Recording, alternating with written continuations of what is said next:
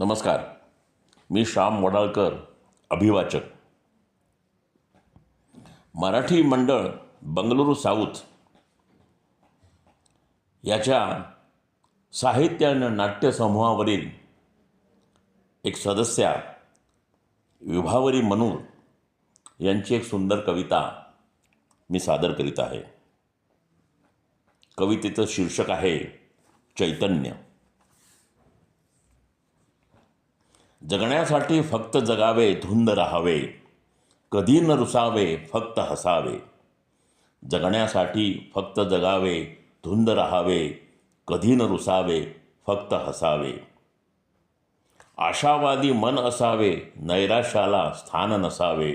हसणाऱ्यांचं व मस्त हसावे, रडणाऱ्यांचे अश्रू पुसावे. दबकत दबकत पाऊल ठेवीत, विहंगासवे उंच उडावे. दबकत दबकत पाऊल ठेवीत, विहंगासवे उंच उडावे. दलदलीच्या चिखलातही कमळाचे फूल असावे. बासुरीचे सूर ऐकता सप्तसूर ओठांवर यावे. बासुरीचे सूर ऐकता सप्तसूर ओठांवर यावे. सळसळणाऱ्या वायू संगे मन झुलावे. खळखळणाऱ्या सरितेसवे धादिन धिन्ना नृत्य करावे. संध्याकाळी एकांती सुमधुर गीत रचावे. संध्याकाळी एकांती सुमधुर गीत रचावे. भयाण रात्री काळोखात गाढ निजावे. स्वप्नातील सोनेरी किरणे सोनपरी ती निजत हसावे. स्वप्नातील सोनेरी किरणे सोनपरी ती निजत हसावे.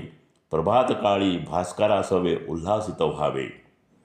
भासणारे चैतन्य उजळीत दाही दिशा, किरकिर रातकिड्यांची अन संपली निशा.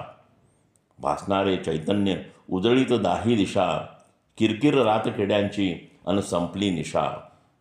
हरित सृष्टी सवे हर्षित व्हावे, श्रावणधारा चिंब भिजावे.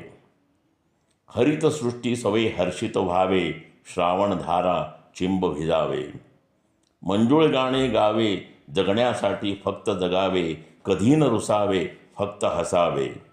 मंजुळ गाणे गावे, जगण्यासाठी फक्त जगावे, कधी न रुसावे, फक्त हसावे. कधी न रुसावे, फक्त हसावे. धन्यवाद.